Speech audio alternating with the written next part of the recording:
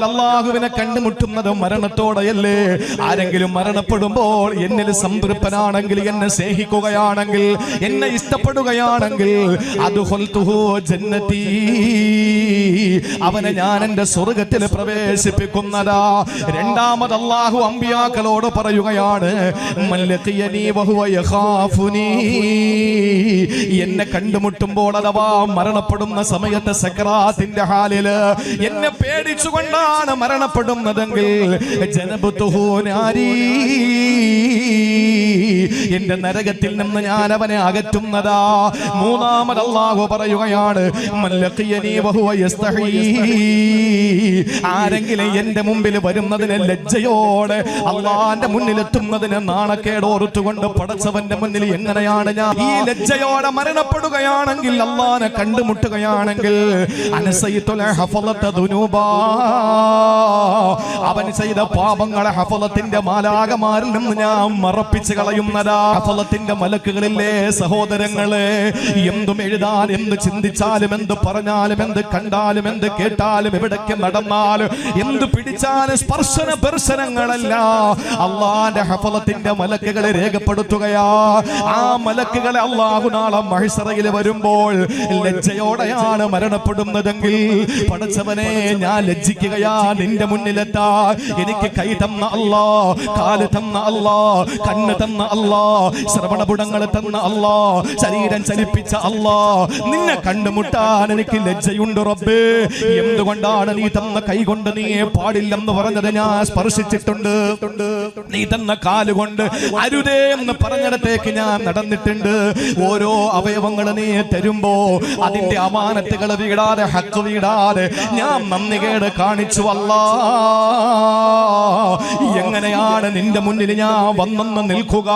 ഈ ഒരു ലജ്ജാവതിയോട്, ലജ്ജയുള്ളവനായിട്ട് പടച്ചവന്റെ മുന്നിലേക്ക് ഞാനും നിങ്ങളും യാത്ര പോയാൽ, അള്ളാന്റെ ഹബീബ് സല്ലല്ലാഹു അലൈഹി വസല്ലമ തങ്ങളടക്കമുള്ള 1.25 ലക്ഷത്തോളം വരുന്ന അമ്പിയാക്കൾക്ക് അല്ലാഹു വഹി അറിയിച്ചു കൊടുക്കുകയാണ്, അൻസൈതുൽ ഹഫളത ദുനൂബഹു, അവന്റെ പാപങ്ങളെ ഞാൻ മലായിക്കത്തുകളെ മറപ്പിച്ച് കളയുമെന്നാണ് അവർക്ക് ഓർമ്മ കാണൂല. ഇതെന്തൊരു ലോകമാ സഹോദരങ്ങളെ! അല്ലാഹുവിന്റെ ഹഫളത്തിന്റെ മാലാകമാര് നമ്മുടെ തെറ്റുകുറ്റങ്ങൾ മറന്നു പോകുന്ന മഹ്ശറ. അതിന് നാം ചെയ്യേണ്ടത് എന്താണ്? എന്റെ റബ്ബിനെ കണ്ടുമുട്ടുമ്പോൾ ലജ്ജയുള്ളവനായി പോകണ്ടേ?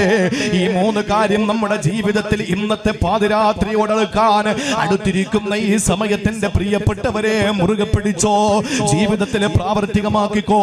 ഒന്ന് ചിന്തിക്കണേ, പ്രസംഗിക്കാൻ ആളുകൾക്ക് കുറവില്ല, പ്രസംഗം വെക്കാൻ സംഘാടകർക്ക് കുറവില്ല, പ്രസംഗം കേൾക്കാനും ആളുകൾക്ക് കുറവില്ല, ചരിത്രങ്ങൾ പറയാൻ ആളുണ്ട്, പറയിപ്പിക്കാൻ ആളുണ്ട്, സംഘടിപ്പിക്കാൻ ആളുകളുണ്ട്. പക്ഷെ ചരിത്രങ്ങൾ സൃഷ്ടിക്കപ്പെടുന്നില്ല. ചരിത്രങ്ങൾ സൃഷ്ടിക്കപ്പെടണ്ടേ സഹോദരങ്ങളെ? അതുകൊണ്ട് ചരിത്രങ്ങൾ സൃഷ്ടിക്കപ്പെടുന്ന പരിവർത്തനത്തിന്റെ പടഹത്തുനി മുഴക്കുന്ന ഈ സദസ്സായി നമ്മുടെ ചരിത്രങ്ങൾ ഉറങ്ങിക്കിടക്കുന്ന ചുറ്റുമൂലയുടെ ഈ അനുഗ്രഹീതമായ പാതയോരത്തെ ഈ സംഗമം നമുക്ക് ഫലപ്രദമാക്കിയെടുക്കാം. അതുകൊണ്ട് മരിക്കുമ്പോ എങ്ങനെയാണ് മരിക്കേണ്ടത്? അല്ലാഹനെ കണ്ടുമുട്ടുമ്പോ എങ്ങനെയാണ് കണ്ടുമുട്ടേണ്ടത്? ഒന്നാമത്തേത് പടച്ചവനോടുള്ള പ്രണയത്തോടെയാകണം. രണ്ടാമത്തേത് അവനെ ഭയന്നുകൊണ്ടാകണം. മൂന്നാമത്തേത് അവനെ ലജ്ജിച്ചുകൊണ്ടാകണം. അല്ലാഹു അതിന് തൗഫീക്ക് നൽകി അനുഗ്രഹിക്കുമാറാവട്ടെ. ഓരോന്നും നമുക്ക് കുറഞ്ഞ സമയം ഒന്ന് വിശദീകരിച്ചാലോ, നമ്മുടെ മനസ്സിലേക്കൊന്ന് കയറട്ടെ. നമ്മുടെ കാതുകളിൽ കേട്ടാ പോരാ, എന്റെ നാവിൽ നിന്ന് കാതുകളിലേക്ക് നമ്മളെ കേട്ടാ പോരല്ലോ, ഹൃദയത്തിൽ നിന്ന് ഹൃദയത്തിലേക്കല്ലേ കൈമാറ്റം ചെയ്യപ്പെടേണ്ടത്. എന്റെ നാവുകളിൽ നിന്ന് നിങ്ങളുടെ കാതുകളിൽ കേട്ടാൽ ഇത് ഒരിക്കലും നമ്മുടെ പ്രവൃത്തിപഥത്തിൽ കൊണ്ടുവരാൻ കഴിയില്ല. എന്റെ ഹൃദയത്തിൽ നിന്ന് നിങ്ങളുടെ ഹൃദയത്തിലേക്ക് പാസ് ചെയ്യപ്പെടണം. അങ്ങനെ ഒരു പ്രഭാഷണമായി പടച്ച റബ്ബ് സ്വീകരിക്കട്ടെ. പറയുന്ന എനിക്കും കേൾക്കുന്ന നിങ്ങൾക്കും പറയിപ്പിച്ച സംഘാടകർക്കും അതിന് തൗഫീഖ് അല്ലാഹു നൽകി അനുഗ്രഹിക്കുമാറാവട്ടെ. അതുകൊണ്ട് പടച്ചവനെ കണ്ടുമുട്ടുമ്പോ ഒന്നാമത്തെ രീതി ഏതാണ്? അല്ലാഹനെ ഇഷ്ടപ്പെട്ടുകൊണ്ടാകണം. മല്ലഖിയനി വഹുവ യുഹിബ്ബുനി അദ്ഖൽതുഹു ജന്നതി. എന്റെ മുന്നിൽ വരുമ്പോൾ എന്നെ ഇഷ്ടപ്പെടുന്ന നിലയിലാണ് വരേണ്ടത്. അതിനെന്താണ് വേണ്ടതെന്നറിയോ? ഇതെങ്ങനെയാണ് പടച്ചവനെ നമ്മൾ ഇഷ്ടപ്പെട്ട് മരിക്കേണ്ടത്? ഒരു ദിവസം ഹസ്രത്ത് ആയിഷ സിദ്ദീഖ റളിയല്ലാഹു തആല അൻഹയുടെ മുന്നിൽ ആദരവായ പ്രവാചകൻ നബി മുഹമ്മദ് മുസ്തഫ സല്ലല്ലാഹു അലൈഹി വസല്ലമ തങ്ങൾ പറഞ്ഞു, ആയിഷ, മൻ അഹബ്ബ ലിഖാ അല്ലാഹ് അഹബ്ബല്ലാഹു ലിഖാഹു. ആര് അല്ലാഹുവിനെ കാണാൻ ഇഷ്ടപ്പെടുന്നോ അല്ലാഹ് അവരെയും കാണാൻ ഇഷ്ടപ്പെടുകയാണ്. മൻ കരിഹല്ലാഹ ലിഖാഹു കരിഹല്ലാഹു ലിഖാഹു. അല്ലാഹുവിനെ കണ്ടുമുട്ടുന്നതിനെ വെറുക്കുന്നതാരാണ് അവനെ കാണാൻ പടച്ചവനും വെറുക്കുകയാണെന്ന് ആയിഷ ബീവിയോട് കാരുണ്യത്തിന്റെ പ്രവാചകരെ, എന്റെയും നിങ്ങളുടെയും ചങ്കിലെ ചോരയായ കണ്ണിലെ കൃഷ്ണമണിയായ ഹൃദയത്തിന്റെ തുടിപ്പായ എന്റെയും നിങ്ങളുടെയും വികാരമായ വിചാരമായ ലക്ഷ്യമായ എന്റെയും നിങ്ങളുടെയും സർവസ്വമായ നബി മുഹമ്മദ് മുസ്തഫ റൂഹി ഫിദാ നബി മുഹമ്മദ് മുസ്തഫ അഹ്മദ് മുജ്തബ നബി മുഹമ്മദ് മുസ്തഫ കാരുണ്യത്തിന്റെ പ്രവാചകൻ നമ്മെ പഠിപ്പിക്കുമ്പോ ആയിഷ ബീവി ന്യായമായിട്ട് സഹജമായിട്ടും അല്ലാഹുവിനോട് അല്ലാഹുവിന്റെ ഹബീബിനോട് ചോദിച്ചു, നബിയേ, ഇന്നാല നക്റഹുൽ മൗതാ, ഞങ്ങൾ മരണത്തെ വെറുക്കുകയാണ്, ഞങ്ങൾ മരിക്കാൻ വെറുപ്പുള്ളവരാണ്. എന്തുകൊണ്ടാ? ഭൗതിക താല്പര്യങ്ങളോടുള്ള ആസക്തി കൊണ്ടല്ല, ഇനിയും ഈ മണ്ണിൽ ജീവിക്കണമെന്ന പൂതി കൊണ്ടല്ല, ഇനിയും ധാരാളം വെട്ടിപ്പിടിക്കണമെന്ന മോഹം കൊണ്ടല്ല. പിന്നെയോ പടച്ചവനെ ഒരു സുബ്ഹാനല്ലാഹ് കൂടി ചൊല്ലാൻ ഭാഗ്യം കിട്ടിയാൽ, ഒരു ഹംദ് കൂടി പറയാൻ ഭാഗ്യം കിട്ടിയാൽ, ഒരു തക്ബീർ കൂടി ഉറക്കെ ഒന്ന് ചൊല്ലാൻ കഴിഞ്ഞാൽ, ഒരു സ്വലാത്ത് കൂടി അങ്ങയുടെ പേരിൽ ചൊല്ലാൻ കഴിഞ്ഞാൽ ഞങ്ങൾ കൃതാർത്ഥരല്ല നബിയേ. ഞങ്ങൾ അതല്ലേ ഇഷ്ടപ്പെടുന്നത്, ഞങ്ങൾ അതല്ലേ ആഗ്രഹിക്കുന്നത്. അതുകൊണ്ട് മരിക്കാൻ ഞങ്ങൾക്ക് വെറുപ്പാണ്, മടിയാണെന്ന് പറയുമ്പോ ആയിഷ ബീവിയോട് നബി തങ്ങൾ പറയുന്നു സല്ലല്ലാഹു അലൈഹി വസല്ലം പറയുന്നു, ആയിഷ, ഞാൻ പറഞ്ഞതിന്റെ അർത്ഥം നിനക്ക് തിരിയാത്തതാണ്. ഒരിക്കലും ഞാൻ പറഞ്ഞത് ആ അർത്ഥത്തിലല്ല. എന്താ നബിയെ അങ്ങ് പറഞ്ഞത്? അള്ളാനെ കണ്ടുമുട്ടാൻ ഇഷ്ടപ്പെടുന്നവനെ അള്ളാഹുവും താല്പര്യത്തോടെ കാത്തിരിക്കുകയാ. അള്ളാനെ കണ്ടുമുട്ടാൻ വെറുക്കുന്നവനെ അള്ളാഹുവും കാണാൻ വെറുക്കുകയാണെന്ന് പറഞ്ഞതിന്റെ അർത്ഥം എന്താ നബിയെ ഒന്ന് പറഞ്ഞു തരുവോ? ആ സമയത്ത് അഷ്റഫുൽ വറാ സല്ലല്ലാഹു അലൈഹി വസല്ലമ തങ്ങൾ പറയുകയാണ്, ഒരു മനുഷ്യന് വിശ്വാസിയാണെങ്കിലും മരണപ്പെടാൻ അടുക്കുമ്പോ മരിക്കാൻ നേരത്ത് ആ മനുഷ്യന്റെ സമക്ഷത്തിലേക്ക് അള്ളാഹുവിന്റെ മലക്ക് വരുമത്രേ, കാരുണ്യത്തിന്റെ മലക്ക് വരുമത്രേ. എന്നിട്ട് ആ മലക്ക് ആ മനുഷ്യനോട് പറയും, നമ്മുടെ ഭാര്യമാര് മരണപ്പെട്ട എത്ര ഭർത്താക്കന്മാര് ഈ സദസ്സിലുണ്ട്, ഭർത്താക്കന്മാര് മരണപ്പെട്ട എത്ര ഭാര്യമാര് ഈ വേദിയിൽ പ്രസംഗം കേൾക്കുന്നുണ്ട്, പൊന്നുമക്കള് മരണപ്പെട്ടു പോയ എത്ര ആളുകൾ എന്റെ പ്രിയപ്പെട്ടവരെ നിങ്ങൾ പ്രസംഗം കേൾക്കുന്നുണ്ട്, മാതാപിതാക്കള് മരണപ്പെട്ടതിന്റെ വേദന ഇന്ന് വരെ മാറാത്ത എന്റെ പ്രിയപ്പെട്ട മക്കളെ, നമ്മുടെ പ്രിയപ്പെട്ടവരെല്ലാം മരിക്കുന്ന സമയത്ത് അഭിമുഖീകരിച്ച ഒരു ആ കാര്യമാണ് ഞാൻ നിങ്ങളോട് പങ്കുവെക്കുന്നത്. അല്ലാഹുവിന്റെ ഹബീബ് സല്ലല്ലാഹു അലൈഹി വസല്ലമ തങ്ങൾ പറയുകയാണ്, ഒരു വിശ്വാസി മരിക്കുന്ന സമയത്ത് അവന്റെ അടുക്കൽ റഹ്മത്തിന്റെ മലക്ക് വന്നിട്ട് പറയുമത്രേ, നിനക്ക് അല്ലാഹു തരുന്ന സ്വർഗത്തിന്റെ അനുഭൂതി ഇതാ, നിനക്ക് അല്ലാഹു തരുന്ന കാരുണ്യത്തിന്റെ പ്രവാചകൻ പറയുന്ന സ്വർഗത്തിന്റെ അനുഗ്രഹം ഇതാണ്, നിനക്ക് തരുന്ന സ്വർഗത്തിന്റെ സ്ഥാനം ഇതാണ്. ഇതെല്ലാം കാണിച്ചു കൊടുക്കുമ്പോ ആ മനുഷ്യൻ ആഗ്രഹിക്കുന്നു, റബ്ബേ ഒന്നും മരിച്ചെങ്കിലല്ല ഇതൊന്ന് കിട്ടാൻ, റബ്ബേ നിന്നെ ഒന്ന് കാണാൻ എനിക്ക് വലിയ താല്പര്യമാണ്. ഇതൊക്കെ വിശ്വാസികൾക്ക് അല്ലാഹു കൊടുക്കുന്ന സമ്മാനമാണ്. അതുകൊണ്ടാണ് മരിക്കാൻ കിടക്കുന്നത് വിശ്വാസിയാണെങ്കിൽ ആ വിശ്വാസിയുടെ മുന്നിൽ ചെന്ന് മക്കളെ നിലവിളിച്ചാൽ ഒരിക്കലും ആ മക്കളുടെ നിലവിളി കേൾക്കാൻ മയ്യത്തിന് കഴിയില്ല. മയ്യത്താകാൻ പോകുന്ന സക്കറാത്തിന്റെ ഹാലിലുള്ള ആ മനുഷ്യൻ കേൾക്കുന്നില്ല. ആ മനുഷ്യനോട് വിളിക്കുന്നത് ആരായാലും ശരി, ഭാര്യയാണെങ്കിലും ശരി, മക്കളാണെങ്കിലും ശരി, മാതാവാണെങ്കിലും ശരി, പിതാവാണെങ്കിലും ശരി, ആരാണ് വിളിച്ചെങ്കിലും ആ മയ്യത്ത് അതൊന്ന് ശ്രദ്ധിക്കില്ല. സക്കറാത്തിന്റെ ഹാലിലും മയ്യത്താകാൻ അടുത്തിരിക്കുന്ന ആ ഒരു സെക്കൻഡിന്റെ വ്യത്യാസത്തിൽ റൂഹ് പിടിച്ചുകൊണ്ടിരിക്കുന്ന സമയത്ത് ആ ആര് നിലവിളിച്ചാലും അതിന് മറുപടി കൊടുക്കൂല. എന്തുകൊണ്ടാ? അവര് കാണുന്നത് പടച്ചവന്റെ സ്വർഗമാ. അള്ളാന്റെ സുഖലോലുപ സ്വർഗം ഇങ്ങനെ നേരിട്ട് കാണുകയാണ്. അത് അടുത്ത് നിൽക്കുന്ന ഭാര്യയ്ക്ക് കാണാൻ കഴിയൂല. അടുത്ത് നിൽക്കുന്ന പൊന്നുമക്കൾക്ക് കാല് തിരുമി കൊടുക്കുന്ന, മസാജ് ചെയ്തു കൊടുക്കുന്ന കണ്ണ് പാപ്പാന്റെ കണ്ണടയുന്നു എന്ന് നോക്കി നിൽക്കുന്ന മക്കൾക്കത് കാണാൻ പറ്റൂല. ആ മനുഷ്യൻ ഇങ്ങനെ കാണുന്നത് റബ്ബിന്റെ സ്വർഗമാണ്. പിന്നിൽ നിന്ന് ഭാര്യ വിളിക്കുന്നു, എന്റെ പ്രിയപ്പെട്ടവനെ, എന്റെ പ്രിയപ്പെട്ടവനെ. ആ വിളി കേൾക്കാൻ ഒരിക്കലും ആ മയ്യത്താകാൻ പോകുന്ന മനുഷ്യന് സാധ്യമല്ല. ആര് വിളിച്ചാലും അവന്റെ മനസ്സിലെന്താ? ഖൽഫി കരീമാതിന് അലയ്യാ വബാക്കിയാ വഉമ്മി വഫീഹിന്ന ഉമ്മി സിഖീതി വഇത്റതി. ആരൊക്കെ നിലവിളിച്ചാലും പൊന്നുമക്കൾ നിലവിളിക്കുകയാ, വാപ്പായ വിളിക്കുകയാണ്. പക്ഷേ ആ വാപ്പ വിളിക്കുത്തരം കൊടുക്കുന്നില്ല. കാരണം എന്തെന്നറിയോ? വാപ്പാന്റെ കണ്ണിൽ കാണുന്നത് പടച്ചതമ്പുരാൻ നൽകുന്ന അനുഭൂതിയാണ്. അതുകൊണ്ടാണ് ആ വിശ്വാസി മരണപ്പെടുന്ന സമയത്ത് അല്ലാഹുവിന്റെ മലക്ക് വന്ന് അവന്റെ സംതൃപ്തമായ അവസ്ഥകളെ കാണിച്ചു കൊടുക്കുമ്പോ എനിക്കത് എത്തിപ്പിടിക്കണമെന്ന മോഹത്തോടെ മരണപ്പെട്ടു പോകുന്ന അവസ്ഥ, അതാണ് അള്ളാന്റെ ഹബീബ് പറഞ്ഞത്. ആ സമയത്ത് അല്ലാഹു അവനെ കാണാൻ ഇഷ്ടപ്പെടുമത്രേ. എത്ര മഹത്വമാണ് ആ മരണം.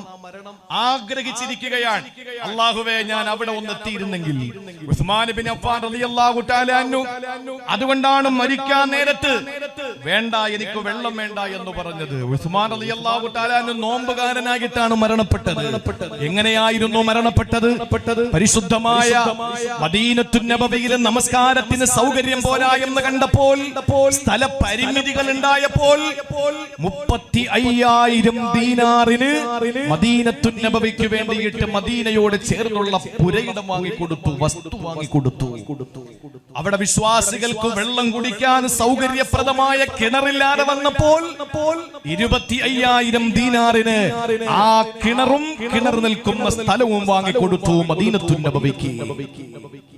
അവസാനം ഉസ്മാൻ ബിൻ അഫ്ഫാൻ റളിയല്ലാഹു അൻഹു 85 വയസ്സ് കഴിഞ്ഞ് അവിടെ ഉണ്ടായ ചില രാഷ്ട്രീയ പകപോക്കലുകളുടെ പേരിൽ അദ്ദേഹം കൊല ചെയ്യപ്പെടാൻ അടുക്കുന്ന സമയത്ത് അദ്ദേഹം വീട്ടുതടങ്കലിലായി. എല്ലാവർക്കും അറിയുമല്ലോ. ആ സമയത്ത് വീട്ടുതടങ്കലിലാക്കപ്പെട്ട മഹാനായ ഉസ്മാൻ ബിൻ അഫ്ഫാൻ റളിയല്ലാഹു അൻഹു വിശുദ്ധ ഖുർആൻ തന്റെ കൈകൾ കൊണ്ട് രേഖപ്പെടുത്തിയ ഉസ്മാനി മുസ്ഹഫാണ് ഇന്നും നമ്മുടെ കയ്യിലിരിക്കുന്നത്. ഇന്നും ചുറ്റുമൂലയുടെ ആ സെൽഫുകളിൽ ഇരിക്കുന്ന വിശുദ്ധമായ ഖുർആൻ ഉസ്മാൻ ബിൻ അഫ്ഫാൻ റളിയല്ലാഹു തആല അൻഹു ക്രോഡീകരിച്ചതാണ്. ആ വിശുദ്ധ ഖുർആൻ നമ്മുടെ കരങ്ങളിലേക്ക് എത്തിച്ചു തരുന്നതിന് അശ്രാന്ത പരിശ്രമം നടത്തിയ ഉസ്മാൻ റളിയല്ലാഹു തആല അൻഹു വീട്ടുതടങ്കലിലാക്കപ്പെട്ടപ്പോൾ അവസാന നിമിഷം മദീനത്തുൻ നബവിക്ക് വേണ്ടി വസ്തു വാങ്ങിക്കൊടുത്ത ഉസ്മാൻ തങ്ങൾക്ക് വീട്ടുതടങ്കലിലായപ്പോൾ നമസ്കരിക്കാനുള്ള സ്വാതന്ത്ര്യം കൊടുത്തില്ല. നമ്മൾ കരുതുന്നത് എന്താണ്? ഉത്തരേന്ത്യയിലെ പള്ളികളിൽ നിന്ന് ആളുകളെ ഇറക്കി വിട്ട് ഇവിടത്തെ ഭരണവർഗവും അതുപോലെ തന്നെ ഫാസിസ്റ്റ് ദുശക്തികളും അവിടത്തെ പാവപ്പെട്ട മുസ്ലിം സഹോദരങ്ങളെ മേൽ കുതിര കയറുമ്പോൾ നമ്മൾ കരുതുന്നത് ഇത് ആദ്യത്തെ സംഭവമാണെന്നാണോ? അല്ല. ഉസ്മാൻ റളിയല്ലാഹു തആല അൻഹു മദീനത്തുൻ നബവിക്ക് ആവശ്യമായ വസ്തു വാങ്ങി കൊടുത്തിട്ട് അവസാന സമയം ഒന്ന് നമസ്കരിക്കാനുള്ള സ്വാതന്ത്ര്യം കൊടുത്തില്ല. മഹാനായ ഉസ്മാൻ റളിയല്ലാഹു അൻഹു അവിടുത്തെ കിണർ കുറിച്ച് കൊടുത്തു. ആ കിണറിൽ നിന്ന് ഒരു തുള്ളി ശുദ്ധവെള്ളം കുടിക്കാൻ മരിക്കുന്നതിന് മുമ്പ് ഉസ്മാൻ തങ്ങൾ കാഴ്ചകളോളം സാധിച്ചില്ല. ഉപ്പുവെള്ളം, കടലിലെ ഉപ്പുവെള്ളമാണ് മഹാനവർകൾ കുടിച്ചത്. അവസാനം വീട്ടുതടങ്കലിലായി, നിസ്കരിക്കാൻ പുറത്തിറങ്ങാൻ വയ്യ. അദ്ദേഹം ക്വാറന്റൈനിലാക്കപ്പെട്ടു എന്ന് പറഞ്ഞാൽ അദ്ദേഹത്തെ വീട്ടുതടങ്കലിലാക്കി.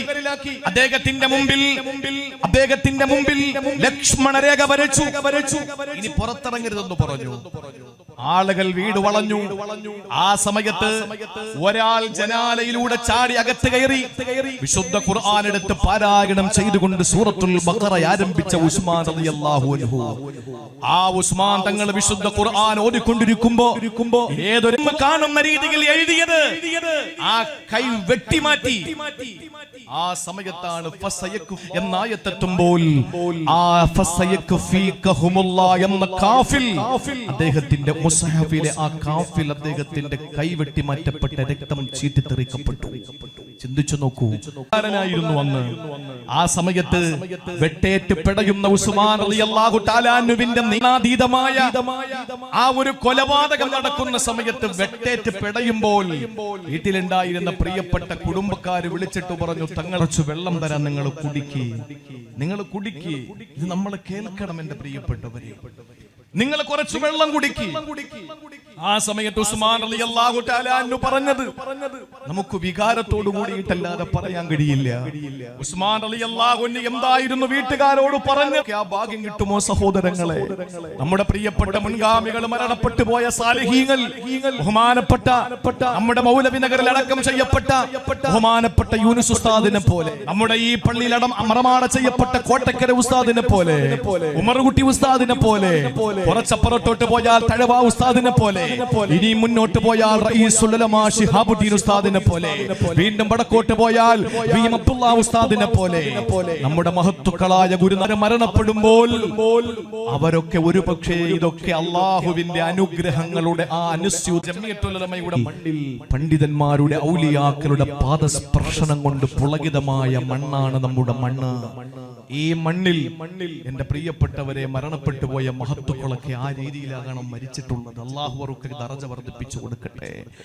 മരണാസന്നനായി കിടന്നു വെട്ടേറ്റ് പിടയുന്ന തങ്ങളുടെ മുമ്പിൽ കുറച്ച് വെള്ളം തരാമെന്ന് പറഞ്ഞപ്പോ ആ സമയത്ത് ഉസ്മാൻ ഇബ്നു അഫ്ഫാൻ റളിയല്ലാഹു അൻഹു പറഞ്ഞതെന്തെന്നറിയോ? ഒരു ജനാല ചൂണ്ടിക്കാണിച്ചു കൊടുത്തിട്ട് പറയുകയാണ്, എന്റെ പ്രിയപ്പെട്ടവരെ, നിങ്ങൾ ആ ജനാലയിലേക്കൊന്ന് നോക്കൂ. ആ ജനാലയിലൂടെ എന്റെ ഹബീബ് എന്നെ നോക്കിയിട്ട് ഇതാര് വെച്ചതാ? പടച്ചോൻ വെച്ചതല്ല, പടച്ചോന്റെ പുണ്യ പ്രവാചകനും വെച്ചതല്ല, അത് വെച്ചത് നമ്മളാണ്. എന്തിനെന്നറിയോ? ബാങ്ക് കേട്ടാൽ ഉടനെ ഇഖാമത്ത് കൊടുത്ത് നിസ്കരിക്കണം. അതിനു മുമ്പ് 2 റക്അത്ത് അല്ലെങ്കിൽ 4 റക്അത്ത് റവാത്തിബ് നിസ്കാരം, ഇതാണ് ടൈം. പിന്നെ നമ്മൾ 15 മിനിറ്റ് വെച്ചത് എന്തിനാണ്? ബാങ്ക് കേൾക്കുന്ന കവലകളിൽ നിൽക്കുന്ന ആളുകൾക്ക് ബാങ്ക് കേട്ട് പള്ളിയിൽ വരണം, അവർക്ക് അംഗസ്നാനം ചെയ്യണം, അവർക്ക് 2 റക്അത്ത് നിസ്കരിക്കണം. ആ സമയമാണ് 15 മിനിറ്റ്. അരമണിക്കൂർ വെച്ചത് എന്തിനാണ്? ബാങ്ക് കേട്ട് എഴുന്നേക്കുന്നവൻ എല്ലാവരും തഹജ്ജുദ് നിസ്കരിക്കണമെന്നില്ലല്ലോ. ഇനി അഥവാ നിസ്കരിച്ചാൽ തന്നെ തഹജ്ജുദ് നിസ്കാരം കഴിഞ്ഞ് വീട്ടിലിരിക്കുന്നവർക്ക് പള്ളിയിലെത്തണം. അതിനുവേണ്ട സൗകര്യമാണ് അരമണിക്കൂർ സുബഹിക്ക് കൊടുക്കുന്നത്. പ്രാഥമിക ആവശ്യങ്ങളൊക്കെ നിർവഹിക്കണ്ടേ?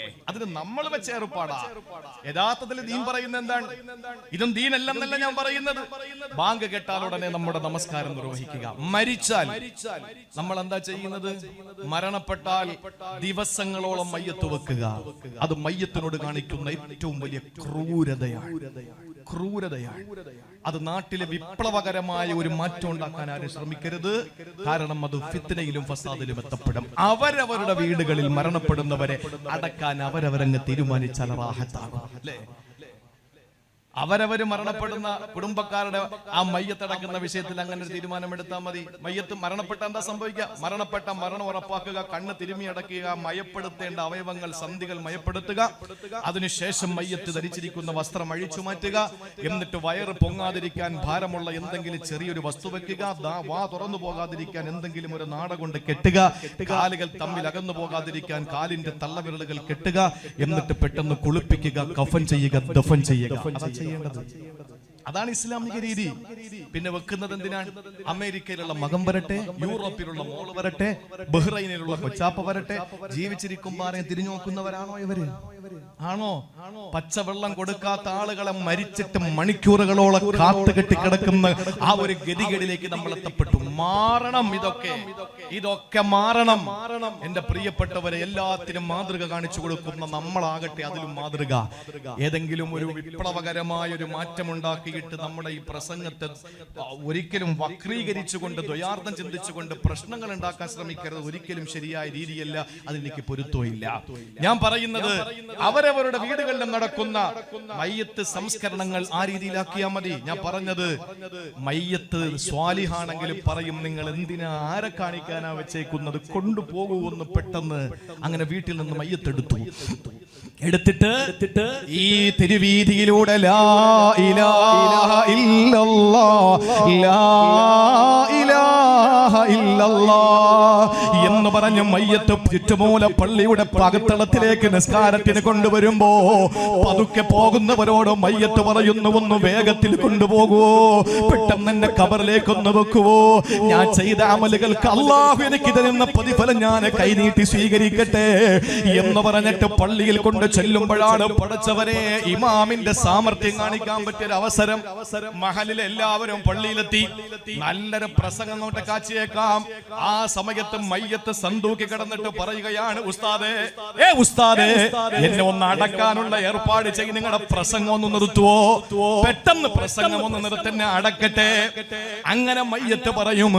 നമസ്കാരം കഴിഞ്ഞിട്ട് പെട്ടെന്ന് മയ്യത്തെടുത്ത് പുറം പള്ളിയിൽ കൊണ്ടുവന്നപ്പോ ആരോ വന്നിട്ട് പറഞ്ഞു, ഒരാൾ കൂടി കാണാനുണ്ട്.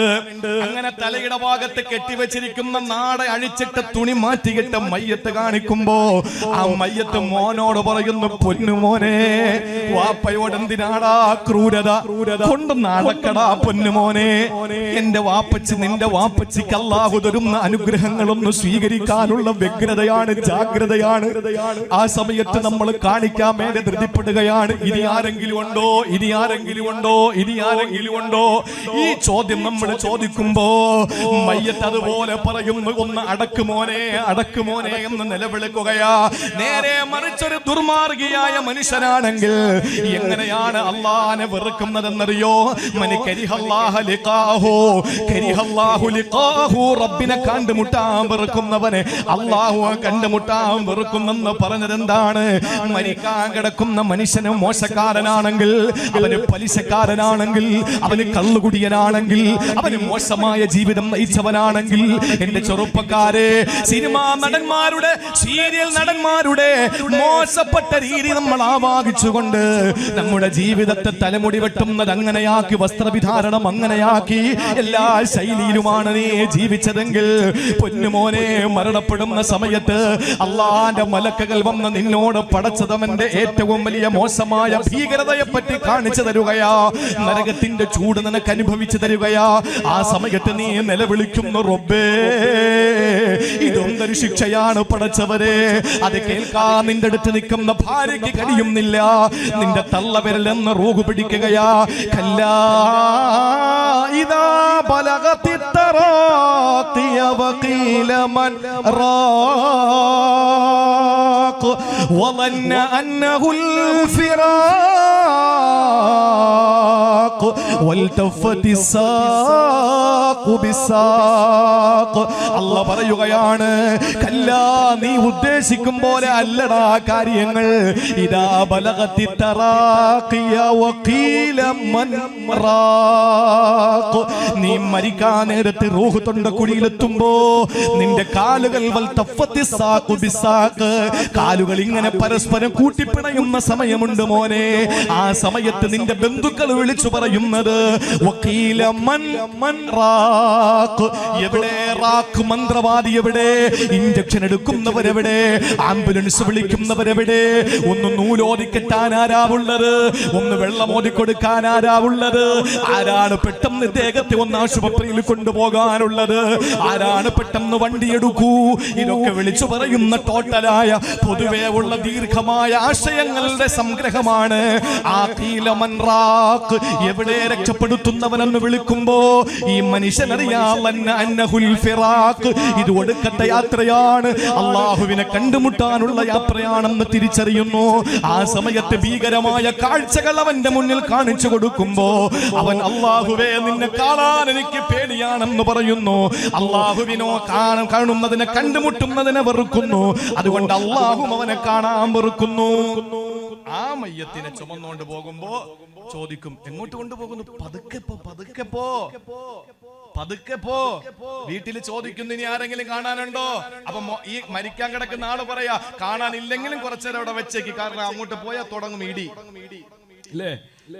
ഇടയ്ക്ക് ആരോ മരണപ്പെട്ടപ്പോ പറഞ്ഞിട്ട് ഒരാൾ പറഞ്ഞതാണ്, അള്ളാഹു ഖബർ വിശാലാക്കി കൊടുക്കട്ടെ. യഥാർത്ഥത്തിൽ അങ്ങനെ ദുആ കിട്ടേണ്ട ഒരാളല്ല.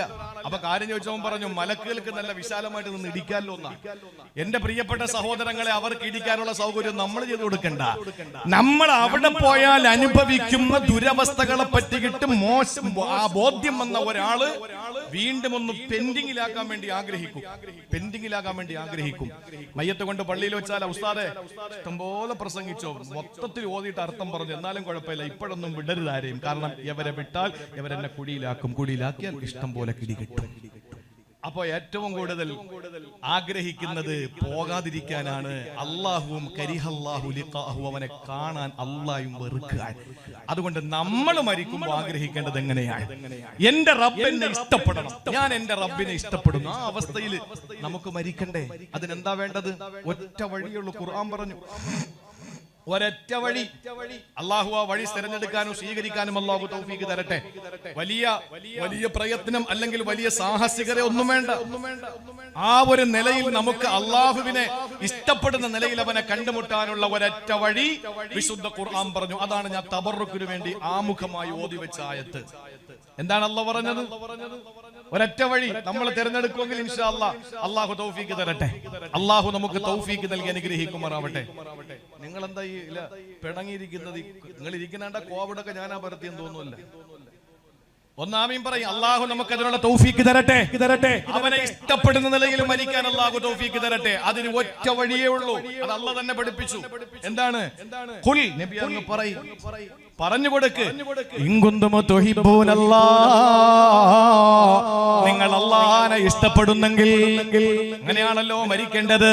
അള്ളാഹനെ ഇഷ്ടപ്പെടുന്നെങ്കിൽ എന്താണ് നിങ്ങൾക്കുള്ള വഴി എന്നറിയോ? നബി അങ്ങ് പറഞ്ഞു കൊടുക്കുക, ഫത്തബിഊനി, എന്നെ പിൻപറ്റാ പറയൂ നബിയേ. വ്യക്തി ജീവിതമാണെങ്കിൽ, കുടുംബ ജീവിതമാണെങ്കിൽ, സാംസ്കാരിക ജീവിതമാണെങ്കിൽ, സാമൂഹ്യ ജീവിതമാണെങ്കിൽ, രാഷ്ട്രീയ ജീവിതമാണെങ്കിലും, ഏത് ജീവിതമാണെങ്കിൽ, അടുക്കള മുതൽ അന്താരാഷ്ട്രം വരെ, കുറ്റിച്ചൂല് പിടിക്കുന്നത് മുതൽ സിംഹാസനത്തിലിരുന്ന് ചെങ്കോല് പിടിക്കുന്നത് വരെ, അധികാരത്തിന്റെ ഇന്ദ്രപ്രസ്ഥത്തിൽ ഇരിക്കുന്നത് മുതൽ ബാത്റൂമിൽ ഇരിക്കുന്നത് വരെ, തുപ്പുന്നത് മുതൽ നമ്മുടെ ജീവിതത്തിലെ ഏറ്റവും വലിയ പ്രവർത്തനങ്ങൾ വരെ എങ്ങനെയാകണമെന്ന് നമുക്ക് പഠിപ്പിച്ചു തന്നതാരാ? പ്രാക്ടിക്കലായി നമുക്ക് കാണിച്ചു തന്നതാരാ? ലോകത്ത് നമുക്ക് നമ്മുടെ ജീവിതത്തിന്റെ സർവസ്വമായി മാറിയ എല്ലാം നമുക്ക് പഠിപ്പിച്ചു തന്ന നമ്മുടെ നായകൻ നബി മുഹമ്മദ് മുസ്തഫ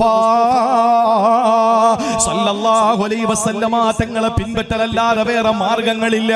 അതുകൊണ്ട് ചെറുപ്പക്കാരോടായി എനിക്ക് പറയാനുള്ളത്, എന്റെ ചെറുപ്പക്കാരെ, ചോരപ്പിളപ്പിന്റെ പ്രായമാണ്. രക്തം ഇങ്ങനെ സിരകളിലൂടെ ചുടുനിണങ്ങൾ ഇങ്ങനെ തീവ്രമായ നിലയിൽ ഓടിക്കൊണ്ടിരിക്കുന്ന സമയമാ. നിങ്ങളുടെ തീവ്രത കാണിക്കേണ്ടത് ഇസ്ലാമിന്റെ സംസ്ഥാപനത്തിന് വേണ്ടിയാകട്ടെ. നിങ്ങളുടെ തീവ്രത കാണിക്കേണ്ടത് ഇസ്ലാമിന്റെ ഉന്നതിക്ക് വേണ്ടിയാകട്ടെ. എന്റെ ചെറുപ്പക്കാര് പാൻപരാഗിന് അടിമപ്പെട്ടു പോകല്ലേ, അതുപോലെ ഹാൻസിന് അടിമപ്പെട്ടു പോകല്ലേ, മദ്യത്തിനും മദിരാശിമാർക്കും അടിമപ്പെട്ടു പോകല്ലേ, അതുപോലെ തന്നെ ഒരിക്കലും നമ്മുടെ ജീവിതത്തിൽ പാടില്ലാത്ത പ്രവർത്തനങ്ങളെ കൊണ്ടുവരല്ലേ. ജീവിതത്തിൽ മുടിവെട്ടുന്നതിൽ പോലും ഹബീബായ നബി തങ്ങളെ മാതൃകയാക്കാൻ നമുക്ക് കഴിയണം. എന്റെ പ്രിയപ്പെട്ടവരെ, മുടിവെട്ടാതെ ഭ്രാന്തന്മാരെ പോലെ നടന്ന ഒരു മനുഷ്യരുണ്ടായിരുന്നു. അങ്ങനെ നിങ്ങൾക്കും വേണമെങ്കിലാകാം, പക്ഷെ ആ പേരിലാകണമെന്ന് മാത്രമേ ഉള്ളൂ. അല്ലാതെ ഫുട്ബോൾ താരത്തിന്റെ, വോളിബോൾ താരത്തിന്റെ, ക്രിക്കറ്റ് താരത്തിന്റെ, സീരിയൽ നടിമാരുടെ, നടന്മാരുടെ, സിനിമാ നടന്മാരുടെ മോഡലിൽ നിങ്ങൾ മുടിവെട്ടാതെ നിങ്ങൾ നടന്നാൽ, നിങ്ങൾ മറ്റുള്ള മോശമായ പ്രവർത്തനങ്ങളിലൂടെ നടന്ന പൊന്നുമോനെ, പടച്ചവനെ നിങ്ങൾക്ക് നല്ല പോലെ കാണാൻ പറ്റൂല. അന്ന് പ്രസംഗിക്കാൻ പ്രഭാഷകരുണ്ടാവൂല, സംഘടിപ്പിക്കാൻ സംഘാടകരുണ്ടാവൂല, നിങ്ങളെ സഹായിക്കാൻ ലോകപ്പരി ശക്തികളും വരൂല. അതുകൊണ്ട് നിങ്ങൾ ചെയ്യേണ്ടത് ഇപ്പൊ റസൂലുള്ളാഹിനെ പിൻപറ്റലാണ്. എവിടെയാണ് ഒരു സഹാബി, ആ സഹാബിയുടെ ശിരസിൽ റസൂലുള്ള ഇങ്ങനെ അങ്ങ് തലോടുകയുണ്ടായി. നബി തങ്ങൾ ശിരസിൽ ഇങ്ങനെ തലോടിയപ്പോൾ മഹാനായ അബൂ മഅ്ദൂർ റളിയല്ലാഹു അൻഹു അദ്ദേഹം പറഞ്ഞു, ഇല്ല, ഞാൻ എന്റെ റസൂൽ സ്പർശിച്ച മുടി ഇനി വെട്ടൂല, എന്റെ ഹബീബ് സ്പർശിച്ച രോമം ഇനി ഞാൻ മുറിച്ചു കളയൂല. കാരണം എന്റെ ഹബീബ് തൊട്ട ഭാഗങ്ങൾ സ്വർഗത്തിലല്ലേ പോകുന്നത്, ഒരിക്കലും നരകത്തിൽ പോകൂലല്ലോ. അതുകൊണ്ട് ഞാൻ ഇനി മുടി വെട്ടൂല എന്ന് പറഞ്ഞ് മുടി ഭ്രാന്തന്മാരെ പോലെ നീട്ടി വളർത്തിയ അബൂ മഅ്ദൂർ റളിയല്ലാഹു തആല പ്രണയത്തിന്റെ പേരില, പിൻപറ്റലിന്റെ പേരില. അതുകൊണ്ട് പ്രിയപ്പെട്ടവരെ, നമുക്ക് പിൻപറ്റാ. എന്റെ സഹോദരിമാരോട് ഞാൻ പറയുകയാ, നിങ്ങൾക്കും റസൂലുള്ളാഹിയിൽ മാതൃകയുണ്ട്. ഒരു പെണ്ണായ സഹജമായി നിങ്ങൾക്കൊരു സംശയമുണ്ടാകാം, ഒരു സ്ത്രീയായ എനിക്ക് എങ്ങനെയാണ് എന്റെ ഹബീബിൽ മാതൃക വരുന്നത്, ഒരു പെണ്ണായ എനിക്ക് എങ്ങനെയാണ് എന്റെ റസൂലിൽ മാതൃക വരുന്നത്. അതുകൊണ്ടാണ് ആയിഷ ബീവി റളിയല്ലാഹു അൻഹയുടെ പ്രായം മുതൽ അങ്ങ് സഫിയ റളിയല്ലാഹു റളിയല്ലാഹു അൻഹയുടെ സൗദ റളിയല്ലാഹു അൻഹയുടെ പ്രായം വരെയുള്ള വ്യത്യസ്തമായ പ്രായത്തിലുള്ള നിരവധി ഭാര്യമാരെ അല്ലാഹുവിന്റെ ഹബീബ് വിവാഹം കഴിച്ചത് എന്തിന്റെ പേരിലാ? ഇന്ന് പാശ്ചാത്യം പറയുന്നത് പോലെ റസൂലുള്ള സ്ത്രീലംബടനായത് കൊണ്ടല്ല. വിവരദോഷികളായ പാശ്ചാത്യന്റെ കറുത്ത വെള്ള പേപ്പറിലെ കറുത്ത മഷികൾ കൊണ്ട് എഴുതപ്പെട്ട കറുത്ത കരങ്ങൾ പ്രവർത്തിച്ച കറുത്ത ഹൃദയമുള്ള പാശ്ചാത്യന്റെ എഴുത്ത് എന്റെ ഹബീബ് സ്ത്രീലംബടനാണെന്ന് എഴുതി പിടിപ്പിച്ചപ്പോ കേരളത്തിൽ തന്നെ പല പ്രമുഖന്മാരും റസൂലുള്ളാഹിനെ ആക്ഷേപിക്കുമ്പോ അവരൊക്കെ ആക്ഷേപിച്ചോട്ടെ. നാളെ ഒരു സമയത്ത് അവരുടെ വായിലൂടെ അശ്ഹദു അല്ലാ ഇലാഹ ഇല്ലല്ലാഹ് അശ്ഹദു അന്ന മുഹമ്മദർ റസൂലുള്ളാഹ് എന്ന വിശുദ്ധമായ ഷഹാദത്തിന്റെ വാചകങ്ങൾ വരുമെന്നുള്ളതിൽ സംശയമില്ല എന്ന് കളിയാക്കിയവര് അല്ലാഹുവിന്റെ ഹബീബിനെ വാരിപ്പുണർന്നവരാ. ഇവോൺ റിട്ലിയെ പോലെ, ഹീദർ മാത്യൂസിനെ പോലെ, കേസീസ് ക്ലേയെ പോലെ, അതുപോലെ യൂസുഫുൽ ഇസ്ലാമിനെ പോലെ അദ്ദേഹം കാറ്റ്സീവനായിരുന്നല്ലോ. കമലാസുര എന്ന മാധവിക്കുട്ടിയെ പോലെ ഇസ്ലാമിനെ വാരിപ്പുണർന്ന എത്ര ആയിരക്കണക്കിന് ബിഷക്കരന്മാരാ, ചിന്തകന്മാരാ, എഴുത്തുകാരാ, കവികളാ, തത്വജ്ഞാനികളാ, ഇവരെല്ലാം ഹബീബിനെ വിമർശിച്ചവരായിരുന്നല്ലോ. ഫിത്ന എന്ന സിനിമ ഇറക്കിയിട്ട് അതിന് വെള്ളവും വളവും കൊടുത്തിട്ട് അള്ളാന്റെ ഹബീബിനെ പറ്റി മോശമായി എഴുതിയ ആള്. പ്രതികരണങ്ങൾ ഉണ്ടായപ്പോൾ, പ്രതിഷേധങ്ങൾ ഇങ്ങനെ വന്നപ്പോൾ എന്തുകൊണ്ട് ഇങ്ങനെ പ്രതിഷേധിക്കുന്നു എന്ന് ചിന്തിച്ചോ. ആ സമയത്ത് റസൂലുള്ളാഹിനെ പറ്റി പഠിക്കാൻ തീരുമാനിച്ചു. അങ്ങനെ റസൂലുള്ളാഹിനെ പറ്റി പഠിച്ചപ്പോൾ അറിയാതെ അവർ പറഞ്ഞു പോയി അശ്ഹദു അല്ലാ ഇലാഹ ഇല്ലല്ലാഹ് വഅശ്ഹദു അന്ന മുഹമ്മദർ റസൂലുള്ളാഹ്. എന്നിട്ട് അദ്ദേഹത്തിന്റെ വികാരം അടങ്ങുന്നില്ല. ഹൃദയം ഇങ്ങനെ പടയ്ക്കുകയാ, നെഞ്ചകം ഇങ്ങനെ തുടിക്കുകയാ.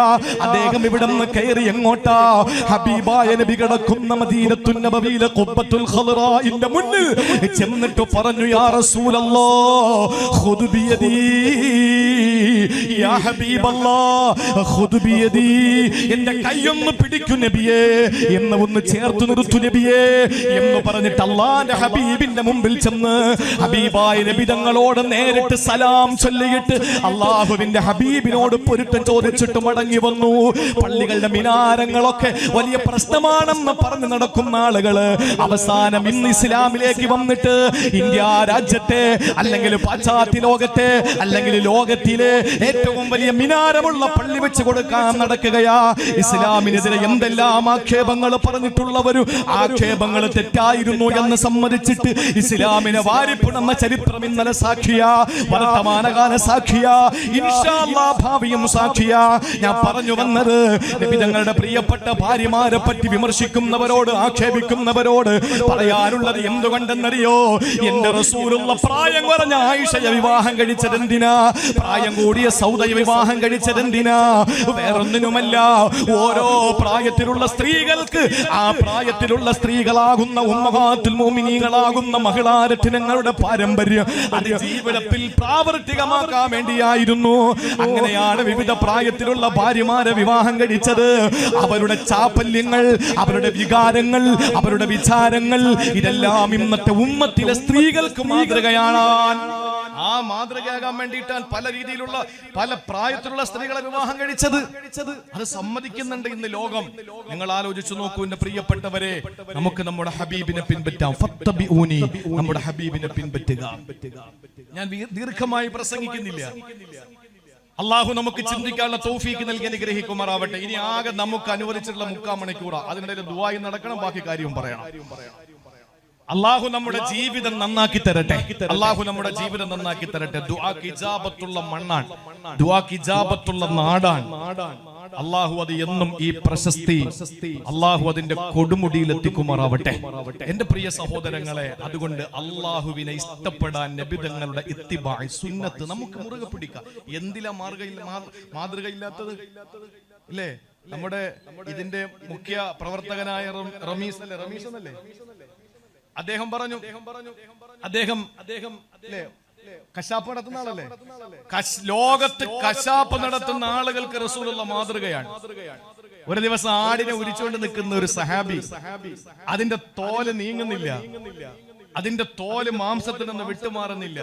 നബി തങ്ങൾ ഇങ്ങോട്ട് വന്നിട്ട് തന്റെ ജുബ്ബ കമീസ് അതങ്ങോട്ട് മാറ്റിയിട്ട് ആ സഹാബിയോട് പറഞ്ഞു, ഇതാ നോക്കിക്കോളാൻ പറഞ്ഞു. എന്നിട്ട് വലത് കൈ ആ മാംസത്തിന്റെയും തോലിന്റെയും ഇടയിലേക്ക് ഇട്ട് മുന്നിലോട്ടും പിന്നിലേക്കും വീശിയപ്പോൾ ആ തുകൽ ഉരിഞ്ഞു വന്നു എന്ന് ചരിത്രം രേഖപ്പെടുത്തുന്നു. ഇവിടത്തെ കശാപ്പുകാർക്ക് മാതൃകയാണ് നബി മുഹമ്മദ് മുസ്തഫ.